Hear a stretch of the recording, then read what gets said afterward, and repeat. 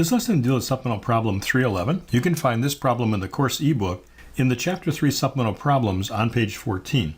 Given this circuit, which has two independent voltage sources, two resistances, and two controlled sources, a voltage-controlled voltage source and a current-controlled voltage source, where I1 and V1 are shown here. Can you find the voltage V1 and the current I1? The current I1 flows through all these elements.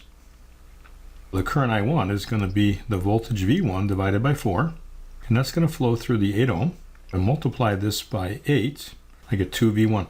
Now this controlled source is 10 times I1, but I1 is V1 over 4, so if you multiply that by 10, you get 5 over 2 times V1, or 2.5 times V1. Let's go around the loop clockwise. The rise in voltage is 12, the drop is 2V1, the rise in voltage is 3V1, the drop in voltage is V1, drop in voltage is 8, and the rise in voltage is 2.5 times V1. The rise in voltages equals the drop around the loop, no matter how you go around the loop. We have 3V1 plus 2.5 V1, so 5.5 V1. Put that on your side of the equation. We have a minus 5.5 V1 plus 3V1. That's a minus 2.5 V1. Bring this on this side of the equation. You have 12 minus 8, or 4.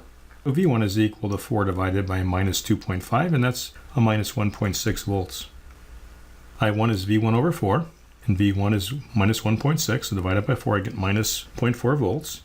And in integer notation with units, this would be a minus 400 milliamps. And this is Supplemental Problem 311.